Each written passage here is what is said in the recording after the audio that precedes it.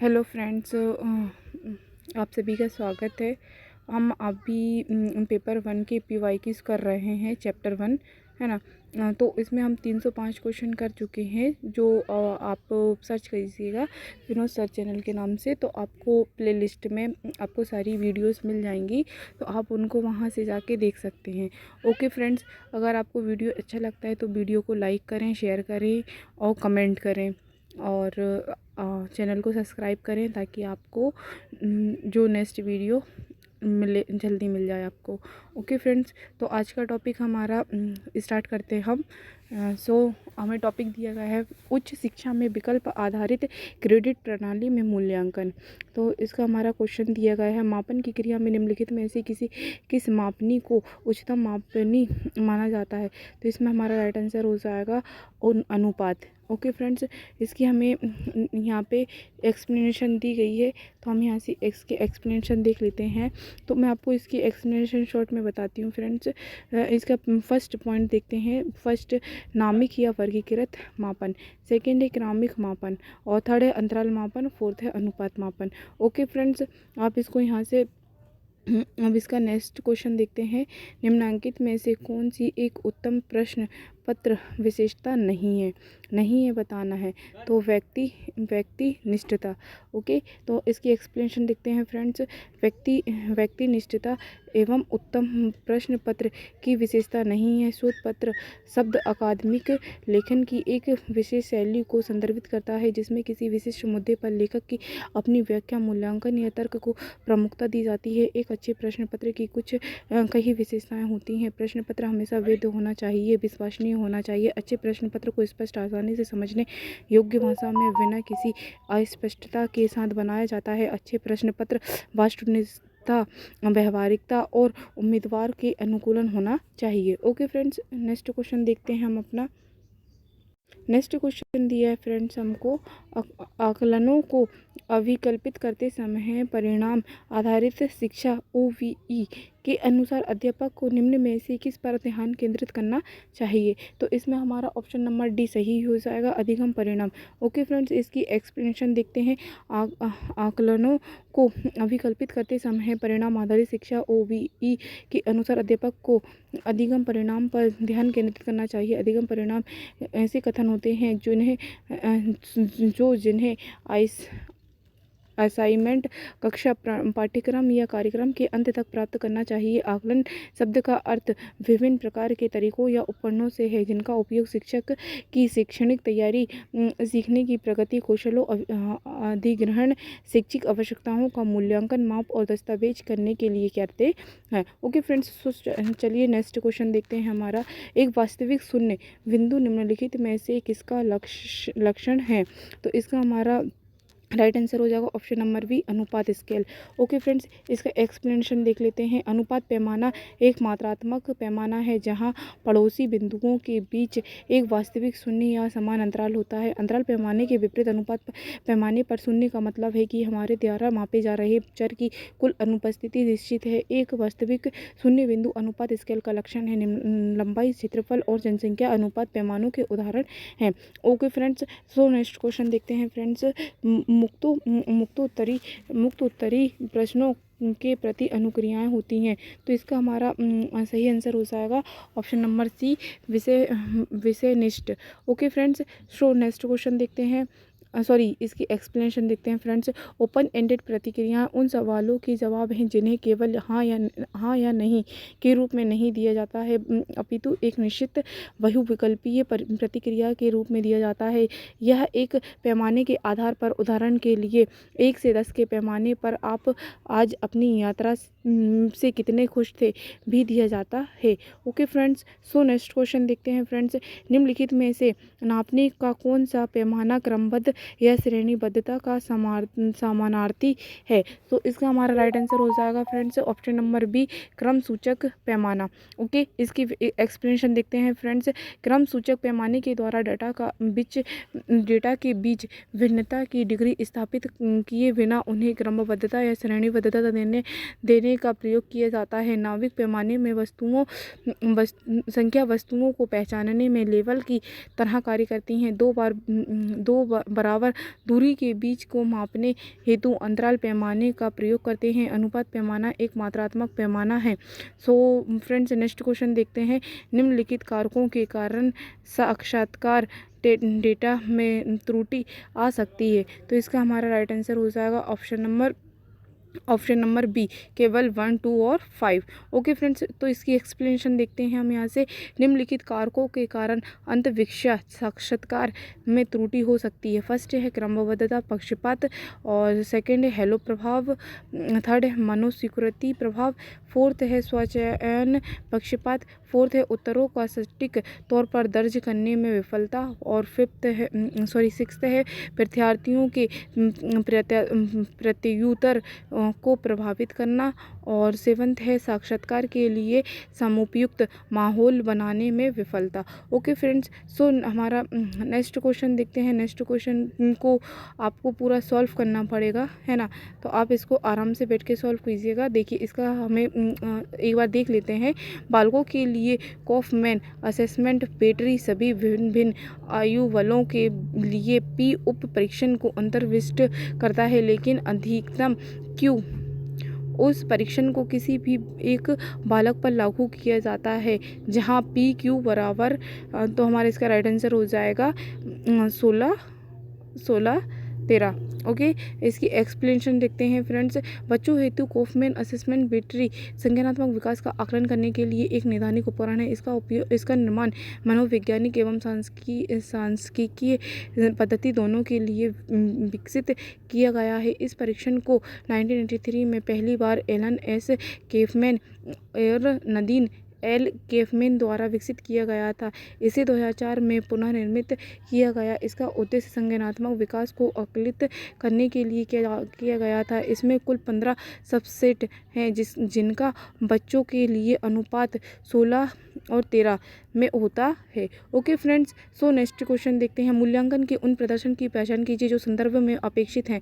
तो इसका हमारा राइट आंसर हो जाएगा ऑप्शन नंबर ए, केवल बी और डी। तो इसकी एक्सप्लेनेशन देखते हैं फ्रेंड्स। तो मूल्यांकन के वे प्रदर्शन जो संदर्भ में अपेक्षित हैं और निम्नवत हैं। तो फर्स्ट विभाग और सेकेंड है प्रदर्शनी। Okay friends, so next question देखते हैं। यूजीसी द्वारा उच्च शिक्षा संस्थानों में प्रारंभ की गई विकल्प आधारित क्रेडिट प्रणाली CVCS के क्या लाभ हैं। ओके, तो इसका हमारा राइट आंसर हो जाएगा option number C, A, B, C और E। ओके फ्रेंड्स, तो हम इसकी एक्सप्लेनेशन देखते हैं। यूजीसी द्वारा उच्च शिक्षा संस्थानों में प्रारंभ की गई विकल्प आधारित क्रेडिट प्रणाली CVCS के लाभ हैं। यह छात्र केंद्रित है। इसमें छात्रों का विद्यापारक और अंतः वैश्विक पाठ्यक्रमों के चयन की अनुमति दी जाती है। यह शिक्षा को वैश्विक मानकों के समकक्ष बनाता है। यह विभिन्न समयों पर विभिन्न संस्थाओं में अध्ययन करने में गतिशीलता प्रदान करता है। Okay friends, so next question देखते हैं। निम्नलिखित में से मापन के किस स्केल में परम शून्य होता है। तो इसमें हमारा आ जाएगा ऑप्शन नंबर डी, अनुपात, रेशियो। ओके फ्रेंड्स, सो इसकी एक्सप्लेनेशन देखते हैं। अनुपात रेशियो पैमाने में परम शून्य होता है। यह माप का सबसे विश्वसनीय पैमाना है। यह पहले चर्चा किए गए पैमानों की सभी विशेषताओं को एक सही या पूर्ण शून्य बिंदु के साथ वहन करता है। फ्रेंड्स, नेक्स्ट क्वेश्चन देखते हैं। 24 बेस्ट क्रेडिट सिस्टम की संरचना और क्रियान्वयन संबंधी दिशा निर्देशों के अनुसार किसी पाठ्यक्रम में एक छात्र द्वारा प्राप्त ग्रेड बी ग्रेड पॉइंट में निम्नलिखित में से किसके अनुरूप है। तो फ्रेंड्स, इसका हमारा राइट आंसर हो जाएगा option number C, 6। Okay friends, इसकी एक्सप्लेनेशन देखते हैं। एक्सप्लेनेशन दी गई है हमको। एक कोर्स में ग्रेड देने के लिए दो तरीके सापेक्ष ग्रेडिट या पूर्ण ग्रेडिट प्रचलन में हो रहे हैं। सापेक्ष ग्रेडिट पाठ्यक्रम के सभी छात्रों द्वारा प्राप्त अंकों के वितरण आमतौर पर सामान्य वितरण पर आधारित होती हैं और ग्रेड कट ऑफ अंक या प्रतिशत के आधार पर दिए जाते हैं। पूर्ण ग्रेडिट के तहत अंकों को पूर्व निर्धारित कक्षा अंतराल के आधार पर ग्रेड में परिवर्तित किया जाता है। निम्नलिखित में से ग्रेडिंग प्रणाली को लागू करने के लिए कॉलेज और विश्वविद्यालय उपरोक्त विधियों में से किसी एक उपयोग कर सकते हैं। यूजीसी नीचे दिए गए अनुसार निम्नलिखित अक्षर ग्रेड के साथ 10 से 10 बिंदु ग्रेडिंग प्रणाली की सिफारिश करता है। ओके फ्रेंड्स, ये देखिए आप यहाँ पे इसके पॉइंट दिए गए हैं। 10 जो भी आपके ग्रेड है, ग्रेडिंग दी गई हैं, आप इन ग्रेडिंग्स को पढ़ लीजिएगा। ओके, नेक्स्ट क्वेश्चन है हमारा, खारापन किस से संबंधित है? तो इसमें हमारा राइट ऑप्शन हो जाएगा ऑप्शन नंबर ए, वह वेद्यता। ओके, तो इसका हमारा व्याख्या देखते हैं फ्रेंड्स। तो खारापन का संबंध वह वेद्यता से है। Okay friends, so next question देखते हैं, विकल्प आधारित क्रेडिट प्रणाली विद्यार्थियों को निम्नलिखित चुनने की अनुमति देती है। तो इसमें हमारा राइट आंसर हो जाएगा ऑप्शन नंबर ए, केवल ए, बी और सी।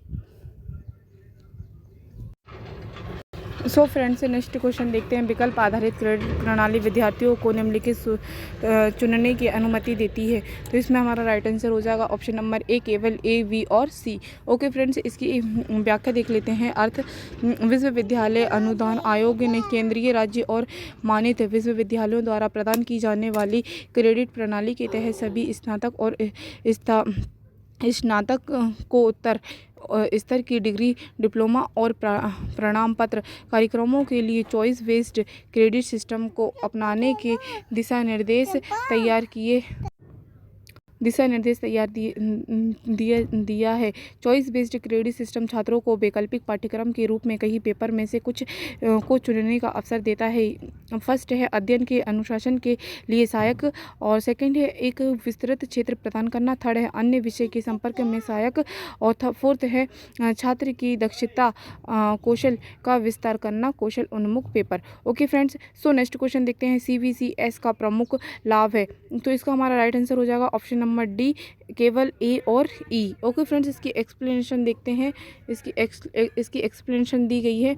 CBCS का मुख्य लाभ है शिक्षक केंद्रित शिक्षा से छात्र केंद्रित शिक्षा पर केंद्र बिंदु का आगमन, और ई दे रहा है आपको श्रेयतरण में नियतता अर्जित करता है। Okay friends, so next question देखते हैं। नेक्स्ट क्वेश्चन दिया गया है, यूजीसी ने सभी उच्च शिक्षा संस्थानों के लिए CBCS आरंभ किया है क्योंकि इसमें हमारा राइट आंसर हो जाएगा ऑप्शन नंबर सी, यह लचीलेपन को स्वीकार करने की आवश्यकता है ताकि छात्र अपनी रुचि के कोर्स चुन सकें। ओके फ्रेंड्स, सो इसकी एक्सप्लेनेशन देखते हैं। यूजीसी एक उच्च संस्था है जो शिक्षा में नई तकनीकी या विधि का विकास कर शिक्षा को प्रभावी बनाने का कार्य करती है। उनमें से एक है CBCS। CBCS का तात्पर्य है चयन आधारित क्रेडिट प्रणाली से है। यूजीसी ने सभी उच्च संस्थानों के लिए CBCS आरंभ किया है क्योंकि यह लचीलेपन को स्वीकार करने की आवश्यकता है ताकि छात्र अपनी रुचि के कोर्स चुन सके। Okay friends, so next question देखते हैं। CBCS में योग्यता संवर्धन पाठ्यक्रम 2 प्रकार के होते हैं, वे हैं फर्स्ट, इसका हमारा राइट आंसर हो जाएगा फ्रेंड्स ऑप्शन नंबर सी, केवल ए और ई। ओके फ्रेंड्स, इसकी एक्सप्लेनेशन देखते हैं। CBCS में योग्यता संवर्धन पाठ्यक्रम 2 प्रकार के होते हैं, वे हैं फर्स्ट है हमारा योग्यता संवर्धन अनिवार्य पाठ्यक्रम, और सेकंड है कौशल संवर्धन पाठ्यक्रम। ओके फ्रेंड, सो नेक्स्ट क्वेश्चन देखते हैं। नेक्स्ट क्वेश्चन हमें दिया गया है, CBCS अपने विद्यार्थियों को निम्नलिखित में से कोर्स चुनने का अवसर प्रदान करता है। तो इसका हमारा राइट आंसर हो जाएगा ऑप्शन नंबर बी, केवल ए, सी और ई। ओके फ्रेंड्स, इसकी एक्सप्लेनेशन देखते हैं। CBCS अपने विद्यार्थियों को मूल कोर्स, ऐच्छिक कोर्स एवं योग्यता संवर्धन कोर्स चुनने का अवसर प्रदान करती है। Okay friends, so next question देखते हैं। नेक्स्ट क्वेश्चन हमें दिया गया, उच्च शिक्षा में विकल्प आधारित क्रेडिट प्रणाली की अनुशंसा की समिति आयोग ने की है। तो इसका हमारा राइट आंसर हो जाएगा ऑप्शन नंबर ए, UGC की प्रशासनिक एवं अकादमिक सुधार समिति। ओके फ्रेंड्स, सो नेक्स्ट इसकी एक्सप्लेनेशन देखते हैं। एक्सप्लेनेशन दी गई है हमको, उच्च शिक्षा में विकल्प आधारित क्रेडिट प्रणाली की अनुशंसा यूजीसी के प्रशासनिक एवं अकादमिक सुधार समिति ने की है। यह वर्ष 2015 में प्रारंभ किया गया है। इस सुधार के अंतर्गत 1 से 10 सूत्री पैमाने पर आधारित एक मानकीकृत मूल्यांकन और ग्रेडिंग योजना की शुरुआत की गई है। तो फ्रेंड्स नेक्स्ट क्वेश्चन देखते हैं। नेक्स्ट क्वेश्चन हमें नीचे 2 कथन दिए गए हैं। कथन फर्स्ट है हमारा, किसी व्यक्ति अथवा समूह की योग्यता, ज्ञान, दक्षता तथा अनुभव के घटकों का उपलक्षित करती है। सेकेंड है कथन, किसी व्यक्ति अथवा समूह की तत्परता, आत्मविश्वास, वचनबद्धता और तथा अभिप्रेरणा के घटकों को उपलक्षित करती है। तो इसका हमारा राइट आंसर हो जाएगा फ्रेंड्स ऑप्शन नंबर ए, कथन फर्स्ट और कथन सेकेंड हमारे दोनों ही सही हैं। ओके फ्रेंड्स, सो इसकी एक्सप्लेनेशन देखते हैं फ्रेंड्स। दोनों कथन सत्य हैं। ज्ञान, दक्षता तथा अनुभव के द्वारा योग्यता और आत्मविश्वास, वचनबद्धता तथा अभिप्रेरणा के द्वारा व्यक्ति अथवा समूह की तत्परता का निर्माण होता है। Okay friends, so next question देखते हैं फ्रेंड्स। एक महाविद्यालय का शिक्षक अभिप्रेरक प्रतिभाग की गति को बढ़ावा देने के लिए प्रश्न पहेली सत्र को अपनाता है। यह मूल्यांकन के किस प्रकार के रूप में लिया जाएगा? तो इसका हमारा राइट आंसर हो जाएगा friends option number C. Okay, so next question देखते हैं हम अपना। एक महाविद्यालय का शिक्षक अभिप्रेरक प्रतिभा की गति को बढ़ावा देने के लिए प्रश्न पहेली सत्र को अपनाता है। यह मूल्यांकन के किस प्रकार के रूप में लिया जाएगा? तो इसका हमारा राइट आंसर हो जाएगा ऑप्शन नंबर सी, निर्माणात्मक मूल्यांकन। ओके, तो इसकी एक्सप्लेनेशन देखते हैं हम। एक महाविद्यालय का शिक्षक अभिप्रेरक प्रतिभाग की गति को बढ़ावा देने के लिए प्रश्न पहेली सत्र को अपनाता है। इस प्रकार का मूल्यांकन कार्य निर्माणात्मक मूल्यांकन के अंतर्गत किया जाता है। निर्माणात्मक मूल्यांकन विकासोन्मुखी होता है, निर्माणात्मक नहीं। इसका प्रयोजन विद्यार्थियों के अधिगम और अध्यापन को सुधारना होता है। कक्षा में जांच के लिए चाहे इकाई परीक्षण हो, अनौपचारिक परीक्षण हो, पढ़ते समय पूछे गए प्रश्न हो, गृह कार्य हो अथवा अध्यापक द्वारा उत्तरों पर आधारित जानकारी हो, ये सभी निर्माणात्मक मूल्यांकन की श्रेणी में आते हैं और इनका प्रयोग ग्रेडिंग के लिए नहीं होता है। ओके, सो नेक्स्ट क्वेश्चन देखते हैं हम अपना। सर्वाधिक आसन अभिप्रतिक स्केल जो एक समाकलित कोटि निर्धारण स्केल होता है कहलाता है। तो इसका हमारा राइट आंसर हो जाएगा option number B, Likert scale. Okay, इसकी एक्सप्लेनेशन देखते हैं। एक्सप्लेनेशन हमें दी गई है, सर्वाधिक आसान अभिवृत्तिक स्केल जो एक समाकलित कोटि निर्धारण स्केल होता है लिकार्ड स्केल कहलाता है। लिकार्ड स्केल को लिकार्ड मापनी के नाम से भी जानते हैं। अभिवृत्तियों को मापने के संबंध में थॉम्सन और लिकार्ड का पैमाना अधिक प्रसिद्ध है। लिकार्ड की अभिवृद्धि मापन विधि की निम्नलिखित प्रमुख लक्षण हैं। फर्स्ट है हमारा, इस विधि के आधार पर अभिवृत्ति मापने की रचना आसानी से हो सकती है। सेकेंड है, इसमें प्रत्युत्तर केवल 5 बिंदु पैमाने पर देना होता है। इस विधि के प्रयोग में समय एवं श्रम की बचत होती है। और फोर्थ है हमारा, यह विश्वसनीय विधि है। ओके, तो नेक्स्ट टॉपिक देखते हैं, कंप्यूटर आधारित परीक्षा। तो इसमें हमारा नेक्स्ट क्वेश्चन दिया गया है, निम्नलिखित में से क्या क्यूज वार्तालाप और सर्वेक्षण की रूपरेखा तैयार करने के लिए शैक्षणिक संस्थाओं में प्रयुक्त क्रीड़ा आधारित प्लेटफॉर्म है? तो इसका हमारा option number D right answer होगा, काहूट। ओके, काहूट। ओके, तो इसकी हमें एक्सप्लेनेशन देखते हैं। काहूट क्यूज वार्तालाप और सर्वेक्षण की रूपरेखा तैयार करने के लिए शैक्षणिक संस्थाओं में प्रयुक्त क्रीड़ा आधारित प्लेटफॉर्म है। यह सामाजिक शिक्षा के लिए डिज़ाइन किया गया खेल आधारित मंच है।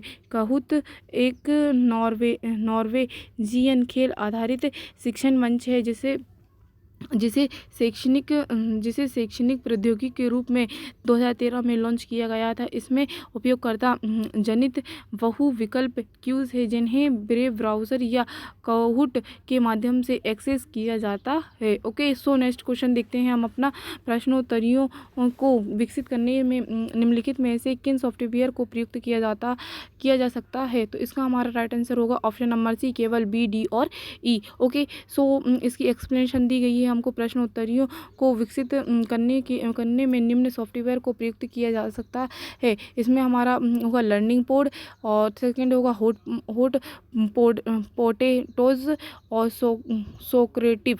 ओके, सो नेक्स्ट क्वेश्चन देखते हैं। नेक्स्ट क्वेश्चन में हमें नीचे दो कथन दिए गए हैं। फर्स्ट कथन हमसे बोल रहा है कि कंप्यूटर आधारित परीक्षण से आकलन प्रक्रियाओं में वस्तुनिष्ठता को बढ़ावा मिलता है, और सेकंड है भारत में उच्च शिक्षा में विकल्प आधारित क्रेडिट प्रणाली एक नई व्यवस्था है। सो इसका हमारा राइट आंसर हो जाएगा ऑप्शन नंबर ए, कथन फर्स्ट और कथन सेकंड दोनों हमारे सही हैं। ओके, सो इसकी एक्सप्लेनेशन देखते हैं। कंप्यूटर आधारित परीक्षण में आकलन प्रक्रिया में वस्तुनिष्ठता को बढ़ावा मिलता है। भारत में उच्च शिक्षा के विकल्प आधारित क्रेडिट प्रणाली एक नई व्यवस्था है, अतः दोनों कथन फर्स्ट तथा सेकंड सत्य हैं। ओके, सो नेक्स्ट क्वेश्चन देखते हैं। जब एक उत्तरदाता की स्वयं को मापे जाने की जानकारी होती है तो उसके व्यवहार पर इसके प्रभाव को क्या कहा जाता है? तो हमारा इसका आंसर हो जाएगा ऑप्शन नंबर बी, प्रतिक्रियात्मकता। ओके, सो इसकी हम एक्सप्लेनेशन देखते हैं। जब एक उत्तरदाता को स्वयं को मापे जाने की जानकारी होती है तो उसके व्यवहार पर इसके प्रभाव को प्रतिक्रियात्मक कहा जाता है, अतः विकल्प बी सत्य होगा। ओके, हमें नीचे दो कथन दिए गए हैं। फर्स्ट कथन हमसे बोल रहा है कि व्यवहार के भावनात्मक और क्रियात्मक अनुक्षेत्रों पर केंद्रित मूल्यांकन प्रक्रिया में कंप्यूटर आधारित परीक्षण उच्च विश्वसनीयता और वैधता सुनिश्चित करता है। सेकंड कथन हमें दिया गया है, अभिक्रमित अनुदेशात्मक प्रतिमानों के रूप में सहायक सामग्रियों में अधिगम को अधिकतम करने की भारी संभावना होती है। सो इसका हमारा राइट आंसर हो जाएगा ऑप्शन नंबर डी, कथन फर्स्ट सही नहीं है किंतु कथन सेकंड हमारा सही है। ओके, इसकी एक्सप्लेनेशन देखते हैं हम। कथन फर्स्ट सही है। कंप्यूटर आधारित परीक्षण व्यवहार के विश्वसनीयता और वैधता पर आधारित मूल्यांकन केंद्रित प्रक्रिया की समिति परीक्षणता उपलब्ध कराता है। ओके, सो हमारा नेक्स्ट क्वेश्चन दिया गया है हमें। नीचे दो कथन दिए गए हैं हमको, और कथन फर्स्ट हमसे बोल रहा है कि अनुदेशात्मक लक्ष्यों को पूरा करने के लिए सेवा में प्रयोग की गई तकनीकों का नेटवर्क अनुदेशात्मक तकनीकी है। सेकेंड, यदि व्यक्तित्व विकास शिक्षा का लक्ष्य है तो कंप्यूटर एडेड शिक्षण अध्यापक को प्रतिस्थापित कर सकता है। तो इसका हमारा राइट आंसर हो जाएगा ऑप्शन नंबर सी, कथन फर्स्ट सत्य है किंतु कथन सेकंड हमारा गलत है। ओके, सो इसकी एक्सप्लेनेशन देखते हैं। इसकी एक्सप्लेनेशन हमें को दी गई है। शिक्षा का उद्देश्य जो भी हो, कंप्यूटर से जुड़े निर्देश शिक्षक को प्रतिस्थापित नहीं कर सकते हैं। शिक्षण अधिगम प्रक्रिया दो मार्ग की ओर से चलने वाली प्रक्रिया है। इसके लिए सदैव वक्ता और श्रोता की आवश्यकता होती है। कई तकनीकी शिक्षा प्रणाली में स्थान ले रही है, किंतु उसे चलने के लिए एक निर्देशक के रूप में किसी विशेषज्ञ की आवश्यकता होती है। तो हमारा नेक्स्ट क्वेश्चन दिया गया है हमें, अधिगम प्रक्रिया की निगरानी के लिए संभावित मूल्यांकनात्मक ढांचा क्या हो यह दर्शाने में आने वाले निर्णय फंदों के घटक निम्नलिखित में से कौन से हैं? तो हमारा इसमें राइट आंसर हो जाएगा ऑप्शन नंबर ए, केवल ए, सी और डी। ओके, इसका हमारा अर्थ व्याख्या दी गई है हमें। अविश्वास फ्रेम, अंधता, शॉर्टकट लेना एवं शर्मीलापन आदि अधिगम प्रक्रिया की निगरानी के लिए संभावित मूल्यांकन ढांचा को प्रभावित करने वाले कारक हैं। ओके, सो हमारा नेक्स्ट टॉपिक आ गया है मूल्यांकन पद्धतियों में नवाचार। ओके फ्रेंड्स, अगर आपने अभी पिछली वीडियो नहीं देखी है तो आप प्ले लिस्ट में जाके हमारी पिछली वीडियो देख सकते हैं। उससे आपको काफ़ी बेनिफिट मिलेगा अपने एग्ज़ाम रिलेटेड से। सारे चैप्टर 1 के PYQs उसमें दिए गए हैं, तो आप उनको जाके देख सकते हैं। ओके, सो स्टार्ट करते हैं फ्रेंड्स। नेक्स्ट क्वेश्चन हमारा, टी परीक्षण करने हेतु निम्नलिखित में से कौन सा सॉफ्टवेयर प्रयुक्त किया जा सकता है? तो इसमें हमारा राइट आंसर होगा ऑप्शन नंबर सी, केवल ए और सी। ओके, इसकी एक्सप्लेनेशन दी गई है हमको। टी परीक्षण करने हेतु MS एक्सेल एवं SPS सॉफ्टवेयर प्रयुक्त किया जा सकता है। तो इसका हमारा फ्रेंड्स नेक्स्ट क्वेश्चन हमें दिया गया है, किसी उत्पाद के जीवन चक्र का आकलन मुख्यतः यह ध्यान में रख कर किया जाता है कि इसका आंसर हमारा राइट आंसर हो जाएगा ऑप्शन नंबर सी, निस्तारण, डिस्पोजल। ओके, इसकी अर्थ दिया गया है हमको, व्याख्या दी गई है, किसी उत्पाद के जीवन चक्र का आकलन मुख्यतः निस्तारण को ध्यान में रखकर किया जाता है। ओके, सो नेक्स्ट क्वेश्चन देखते हैं। हमारा नेक्स्ट क्वेश्चन हमें दिया गया है, निम्नलिखित में से किसी सामान्य अभिरुचि परीक्षणों के रूप में प्रयुक्त किए जाते हैं? तो इसका हमारा राइट आंसर हो जाएगा option number option number B केवल फर्स्ट, सेकंड और फोर्थ हमारा सही है। इसकी एक्सप्लेनेशन देखते हैं। संज्ञानात्मक कौशल का परीक्षण TCS, ओटिसलेन विद्यालय योग्यता परीक्षण तथा वेलियम test of basic concepts revised सामान्य अभिरुचि परीक्षणों के प्रतिरूप है। ओके, सो नेक्स्ट क्वेश्चन देखते हैं। मानव संसाधनों को विकसित करने की प्रविधियों के सही अनुक्रम को पहचानिए। तो इसमें हमारा आंसर हो जाएगा option number B CAVD। Okay, so इसको हम यहाँ पे समझते हैं फ्रेंड्स एक्सप्लेनेशन द्वारा। अवधारणा विकास हमारा फर्स्ट आएगा, सेकंड पे हमारा आएगा अवधारणा आयामों का विनिर्देशन, और थर्ड पे हमारा आएगा सूचकों का चयन, और फोर्थ पे आएगा सूचक का निर्माण, formation of index. Okay, so next question देखते हैं। पाठ्य चर्चा मूल्यांकन के निम्नलिखित में से किस मॉडल के अनुसार पाठ्य चर्चा के 3 प्राथमिक स्रोत माने गए हैं, अर्थात विद्यार्थी, समाज और विषय वस्तु, जो शिक्षा के दर्शन और अधिगम के मनोविज्ञान को प्रतिबिंबित करते हैं। तो इसमें हमारा option number C right answer हो जाएगा, टाइलर का मॉडल। ओके, तो इसमें हमारी एक्सप्लेनेशन देखते हैं। टाइलर का मॉडल के अनुसार पाठ्य चर्चा के 3 प्राथमिक स्रोत माने गए हैं, विद्यार्थी, समाज और विषय वस्तु, जो शिक्षा के दर्शन और अधिगम के मनोविज्ञान को प्रतिबिंबित करते हैं। तो नेक्स्ट क्वेश्चन हमें दिया गया है। जिम रेमंड द्वारा प्रतिपादित आत्म विनियमित अधिगम के चक्रीय चरण प्रक्रियाएं खालिस्तान के रूप में कार्य करती हैं। तो इसमें हमारा राइट आंसर हो जाएगा ऑप्शन नंबर ए। इसमें हमारा राइट आंसर हो जाएगा option number A, B, C, D, E और F। ओके, सो इसकी एक्सप्लेनेशन आपको यहाँ पे दी गई है फ्रेंड्स। आप इसको अच्छे से वीडियो को पॉज करके आप समझ सकते हैं। सो नेक्स्ट क्वेश्चन देखते हैं हम अपना। नीचे 2 कथन दिए गए हैं हमको। कथन फर्स्ट दिया गया है, प्रभावी होने के लिए शिक्षण एवं परीक्षण दोनों साथ साथ चलने चाहिए। और सेकंड कथन दिया गया है, प्रतिपुष्टि निर्माणात्मक मूल्यांकन का आवश्यक घटक नहीं बनाता है। सो इसका हमारा राइट आंसर हो जाएगा ऑप्शन नंबर डी। कथन फर्स्ट हमारा सही नहीं है, किंतु कथन सेकंड हमारा सही है। ओके, इसकी एक्सप्लेनेशन देखते हैं। शिक्षण एक प्रक्रिया है और परीक्षण शिक्षण का मूल्यांकन है, अतः शिक्षण और परीक्षण दोनों साथ साथ चलते हैं। और प्रतिपुष्टि उपलब्ध कराना शिक्षण अधिगम प्रक्रिया का मूल्यांकन बढ़ा देता है, अतः यह मूल्यांकन का आवश्यक घटक है। अतः कथन फर्स्ट हमारा सही नहीं है, किंतु सेकंड हमारा सही है। ओके, सो नेक्स्ट क्वेश्चन दिया गया है। महाविद्यालय स्तर की शिक्षा में आत्मगत सुस्थिति निश्चित करने की स्थिति से छात्रों को अभिप्रेरित एवं प्रोत्साहित करने में प्रभावित लाने के लिए अध्यापक में निम्नलिखित कौन सा बौद्धिक गुण संपोषित करने की आवश्यकता है। तो इसमें हमारा राइट आंसर हो जाएगा ऑप्शन नंबर बी, भावनात्मक बिंदु संबंधी। ओके, सो इसकी एक्सप्लेनेशन देखते हैं।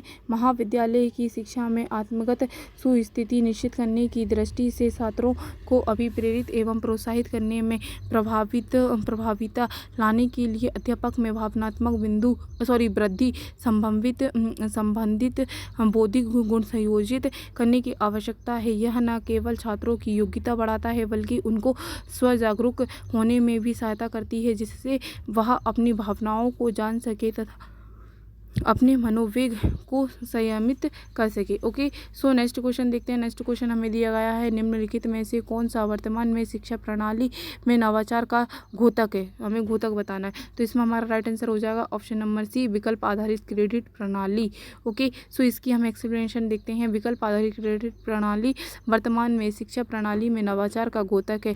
यह प्रणाली शिक्षक केंद्रित से अधिगमकर्ता केंद्रित शिक्षण की ओर ले जाती है। यह विद्यार्थियों को लचीलापन प्रदान करती है और उन्हें अंतःवैयक्तिक तथा अंतर्वैयक्तिक कार्यक्रम उपलब्ध कराती है। ओके, सो नेक्स्ट क्वेश्चन देखते हैं। नेक्स्ट क्वेश्चन हमें दिया गया है, सूची 1 को सूची 2 से मिलान करना है। सूची 1 में हमें दिया गया है मापन का पैमाना, और सूची 2 में हमें दिया गया है विशेषताओं को चित्रण। तो इसका हमारा राइट आंसर हो जाएगा ऑप्शन नंबर बी।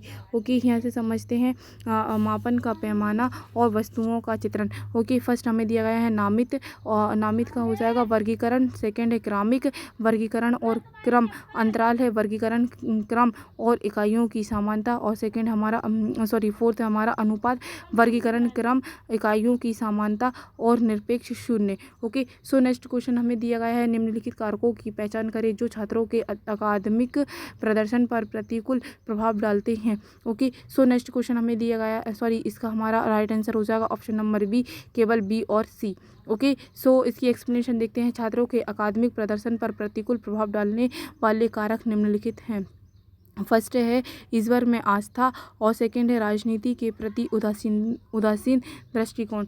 ओके, सो हमारा इसके अतिरिक्त छात्रों के अकादमिक प्रदर्शन को प्रभावित करने वाले कारक निम्नवत है। फर्स्ट है बालकों का शारीरिक एवं मानसिक विकास, परिपक्वता से थर्ड है सीखने का समय व थकान, फोर्थ है सीखने की इच्छा, फिफ्थ है प्रेरणा, सिक्स्थ है सीखने की उचित वातावरण और सेवंथ है अध्यापक व सीखने की प्रक्रिया, एट्थ है हमारा सीखने की विधि, नाइन्थ है हमारा पूर्ण सामूहिक व सह संबंध और 10 हमारा संपूर्ण परिस्थिति। ओके, सो हमारा नेक्स्ट क्वेश्चन दिया गया है। नीचे किसी अध्यापक द्वारा निष्पादित कार्यकलाप की सूची दी गई है। कौन से कार्यकलाप निर्णयात्मक मूल्यांकन की प्रवृत्ति के हैं? ओके, सो हमारा इसका राइट आंसर हो जाएगा option number C, second, fourth और फिफ्थ। ओके, यहाँ से हमारा इसकी एक्सप्लेनेशन देखते हैं। निर्माणात्मक मूल्यांकन का प्रयोजन विद्यार्थियों के अधिगम और अध्यापन को सुधारना होता है। निर्माणात्मक मूल्यांकन विकासोन्मुखी होता है, निर्माणात्मक नहीं। अर्थात निर्माणात्मक मूल्यांकन शैक्षिक क्रम को निर्धारित करने वाला होता है। यह हर संभव कोशिश करता है कि अधिगम को अच्छा बना सके। ओके, इसका फर्स्ट हमें दिया गया है क्यूज सत्र का आयोजन, सेकेंड है शिक्षण में प्रतिपुष्टि देना और थर्ड है हमारा विद्यार्थियों के चिंतन को बढ़ावा देना। ओके, सो हमारा नेक्स्ट क्वेश्चन दिया गया हमें निम्नलिखित में से कौन सा अधिगम निष्पादन परीक्षण का एक उदाहरण है? तो इसका हमारा राइट आंसर हो जाएगा अभिक्षमता परीक्षण। ओके, यहाँ से इसकी हम पॉइंट समझ लेते हैं एक्सप्लेनेशन द्वारा। हमारा फर्स्ट पॉइंट दिया गया है सामान्य अभिक्षमता परीक्षण, सेकेंड दिया है वेदक अभिक्षमता परीक्षण, थर्ड हमें दिया है विशिष्ट अभिक्षमता परीक्षण। ओके, सो इसका नेक्स्ट क्वेश्चन देखते हैं। नेक्स्ट क्वेश्चन है हमारा उद्देश्य अनुमान करना अथवा उन व्यक्तियों की पहचान करना है जो किसी खास दिशा में विकसित होने की क्षमता रखते हैं, यह जिनके किसी विशिष्ट परीक्षण से सर्वाधिक लाभान्वित होने की संभावना है। इस लक्ष्य की प्राप्ति के लिए आप कौन सा परीक्षण करेंगे? तो इसमें हमारा आ जाएगा ऑप्शन नंबर ए राइट हो जाएगा अभिक्षमता परीक्षण। ओके, इसका हमारा राइट आंसर इसकी एक्सप्लेनेशन यहाँ से देखते हैं। यह अनुमान करना अथवा उन व्यक्तियों की पहचान करना जो किसी खास दिशा में विकसित होने की क्षमता रखते हैं या जिनको किसी विशिष्ट परीक्षण से सर्वाधिक लाभान्वित होने की संभावना है। इस लक्ष्य की प्राप्ति के लिए अभिक्षमता परीक्षण का उपयोग करेंगे तभी सभी प्रकार के प्रवेश परीक्षाएं अभिक्षमता परीक्षण के अंतर्गत ही आती हैं। ओके फ्रेंड, सो हमारा नेक्स्ट टॉपिक दिया गया है हमको। हम नेक्स्ट टॉपिक देखते हैं। हमारा नेक्स्ट टॉपिक में अधिगम एवं अधिगमकर्ता। ओके, इसका हमारा क्वेश्चन दिया गया है किसी कक्षा में एक प्रभावी श्रोता, तो इसका हमारा राइट आंसर हो जाएगा ऑप्शन नंबर ध्यान भंग होने का प्रतिरोध करता है। ओके, सो हमारी इसकी एक्सप्लेनेशन देखते हैं फ्रेंड्स। हम इसकी एक्सप्लेनेशन दी गई है। श्रवण अधिगम प्रक्रिया में एक बड़ी भूमिका निभाता है। प्रभावित श्रवण एक आदत व प्रभावी संचार की नींव भी है। छात्रों को श्रवण के कौशल को विकसित करने में उचित प्रशिक्षण मिलनी चाहिए। ओके, सो इसका हमारा नेक्स्ट क्वेश्चन हमें दिया गया है सूची 1 को सूची 2 से हमें मिलान करना है, तो इसका हमारा राइट आंसर हो जाएगा ऑप्शन नंबर डी। इसको हम यहाँ से समझते हैं फ्रेंड्स, हमको यहाँ से और अच्छे से क्लियर समझ में आएगा। तो हमारा आंसर हमें दिया गया है अंतर्भूत शिक्षण को मुख्य प्रतिपादक श्री अरविंदो थे। ओके, भारतीय दर्शन शास्त्र के आध्यात्मिक पहलुओं पर ध्यान केंद्रित वाले मुख्य व्यक्ति डॉक्टर सर्वपल्ली राधाकृष्णन थे। ओके, थर्ड है हमारा प्रकृति में तथा प्रकृति से अधिगम प्राप्त करने से संबंधित अवधारणाओं को देने वाले मुख्य व्यक्ति रविंद्रनाथ टैगोर थे। ओके, फोर्थ है हमारा प्रयोगात्मक शिक्षण के मुख्य प्रतिपादक जॉन ड्यूई हैं।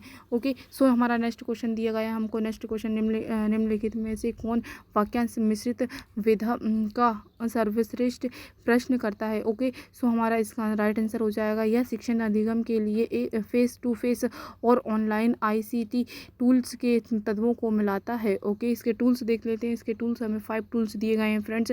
फील्ड प्रतिमान, फेस टू फेस ड्राइव प्रतिमान, रोटेशन प्रतिमान और फोर्थ है फिक्स प्रतिमान और सिक्स्थ है हमारा एनरिच्ड वर्चुअल प्रतिमान। ओके, सो नेक्स्ट क्वेश्चन देखते हैं। नेक्स्ट क्वेश्चन हमें दिया गया है गैर परंपरागत अधिगम के अभिलक्षण है, तो इसका हमारा राइट आंसर हो जाएगा ऑप्शन नंबर बी, केवल B, C और D। ओके, सो हम यहाँ से इसकी एक्सप्लेनेशन देखते हैं। शिक्षा प्रणाली जिसमें निश्चित समय कक्षाओं और गैर परंपरागत शिक्षा की साथ परिसर के अलावा शिक्षण अधिगम गतिविधियों की पेशकश की जाती है। उदाहरण evening learning, distance learning, vocational strategy, skill based course, online learning इत्यादि। गैर परंपरागत शिक्षा PH कोप्स और अहमद द्वारा शुरू की गई थी। इस तरह की लागत प्रभावी गतिविधियों को सीखकर व्यक्ति को रोजगार प्राप्त करने में मदद मिलती है। ओके, सो हमारा नेक्स्ट क्वेश्चन हमें दिया गया है। नेक्स्ट क्वेश्चन में संशोधित ब्लूम की वर्गीकरण के अनुसार निम्नलिखित में से किसी अधिगमकर्ता के लिए सर्वोत्तम माना जाता है? तो इसका हमारा राइट आंसर हो जाएगा ऑप्शन नंबर डी, सृजन करना। ओके, सो हमारा नेक्स्ट क्वेश्चन हमें दिया गया है, रटने के अधिगम द्वारा निम्नलिखित में से ब्लूम के वर्गीकरण का कौन सा स्तर प्राप्त किया जाता है? तो इसका हमारा राइट आंसर हो जाएगा स्मरण करना। ओके, सो हमारा नेक्स्ट क्वेश्चन दिया गया है हमको। नेक्स्ट क्वेश्चन, एक बच्चा जो अकेले किसी कार्य को करने में कठिनाई महसूस करता है वह इसे अधिक कुशल समकक्षियों एवं वयस्कों की मदद से अच्छी तरह से करने में सक्षम है। इसे इस रूप में अभिहित कहते हैं। तो इसमें आ जाएगा ऑप्शन नंबर बी, समीपस्थ विकास का क्षेत्र। ओके, इसकी हमारी एक्सप्लेनेशन दी गई है। एक बच्चा जो अकेले किसी कार्य को करने में कठिनाई महसूस करता है तथा वह अधिक कुशल सहकर्मियों एवं वयस्कों की मदद से अच्छी तरह से करने में सक्षम होता है, इसे समीपस्थ विकास का क्षेत्र के रूप में व्यक्त करते हैं। ओके, सो नेक्स्ट क्वेश्चन दिया गया हमको, कक्षा में प्रभावी अनुशासन बनाए रखने के लिए किसी शिक्षक को विद्यार्थियों से कैसे निपटना चाहिए? तो इसका हमारा राइट आंसर हो जाएगा ऑप्शन नंबर डी, विनम्रता एवं धृष्टता पूर्वक उनसे व्यवहार करना। ओके, सो इसकी एक्सप्लेनेशन यहाँ पे दी गई है फ्रेंड्स। इसका हम पॉइंट्स देख लेते हैं, जो इंपॉर्टेंट पॉइंट्स हमें दिए गए हैं। विनम्रता एवं दृढ़ता पूर्वक उनसे व्यवहार करना, कक्षा में अनुशासन सुनिश्चित करने के लिए न केवल समस्याएं बल्कि कई गतिविधियां जो छात्रों की रुचि और जिज्ञासा को बनाए रखती हैं।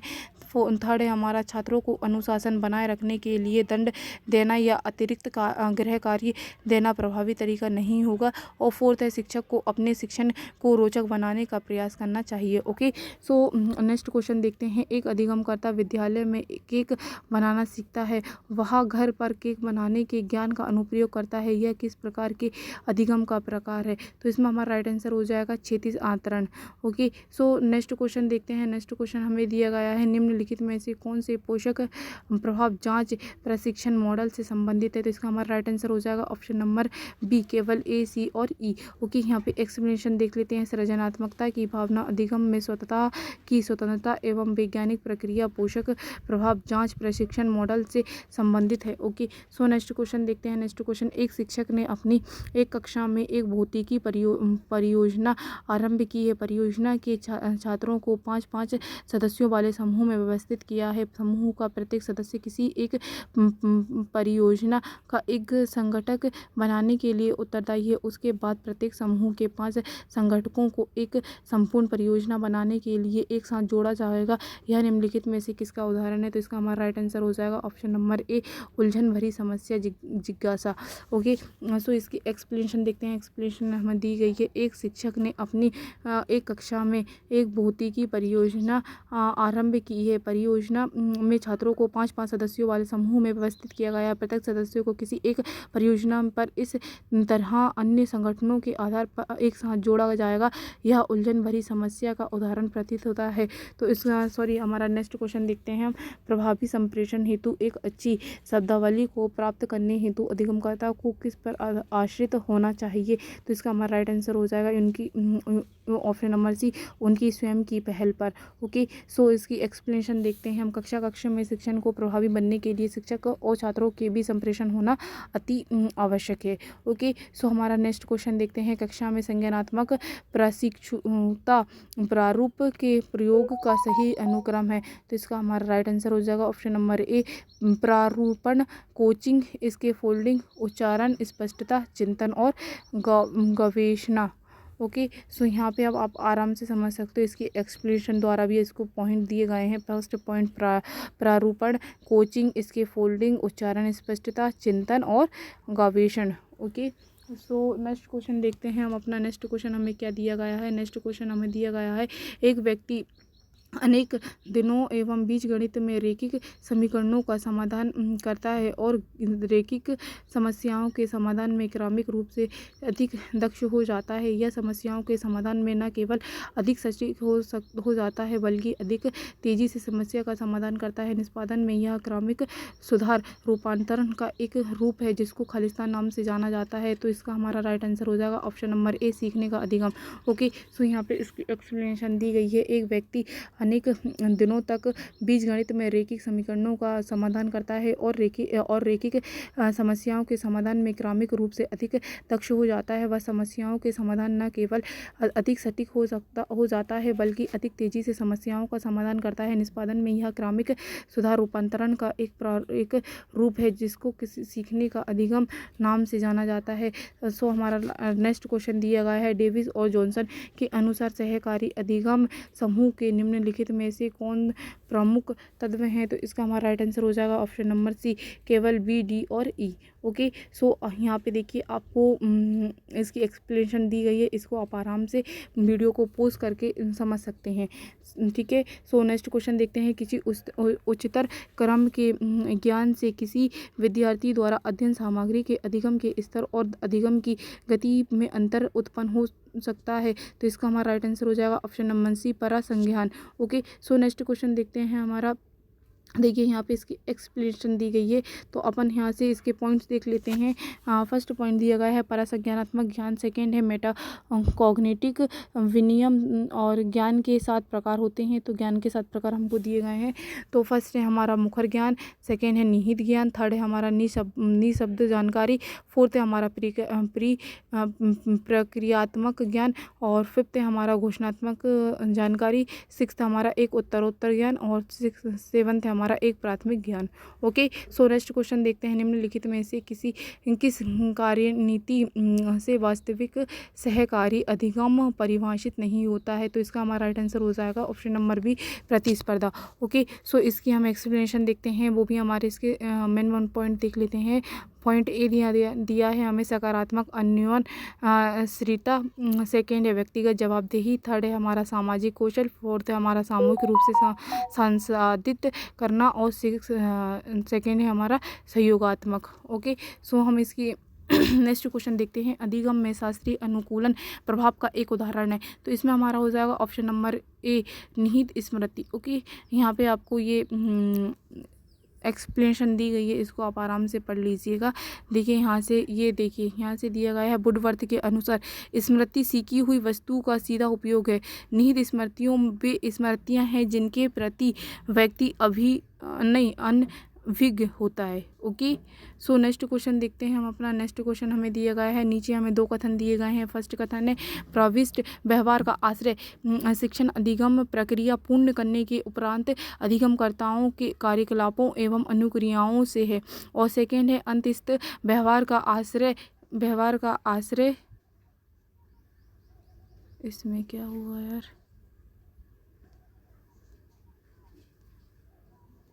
ओके, सो फ्रेंड्स इसका हमारा राइट आंसर हो जाएगा ऑप्शन नंबर बी, कथन फर्स्ट और कथन सेकंड दोनों गलत हैं। ओके, सो फ्रेंड्स यहाँ पे इसकी एक्सप्लेनेशन दी गई है, आप पढ़ लीजिएगा। क्या है ना फ्रेंड्स, नेक्स्ट क्वेश्चन देखते हैं। अधिगम प्रक्रिया में निम्नलिखित में से कौन सा काल उन्नति का काल नहीं है? तो इसका हमारा राइट आंसर हो जाएगा प्लेट्यू। ओके, इसकी एक्सप्लेनेशन देखते हैं। अधिगम प्रक्रिया में प्लेट्यू का काल उन्नति का काल नहीं है। ओके, नहीं है, जबकि नियमित प्रगति लहर आरंभिक अवस्था उन्नति के काल है। ओके, सो इसका नेक्स्ट क्वेश्चन देखते हैं। नेक्स्ट क्वेश्चन हमें दिया गया है, ब्राउन और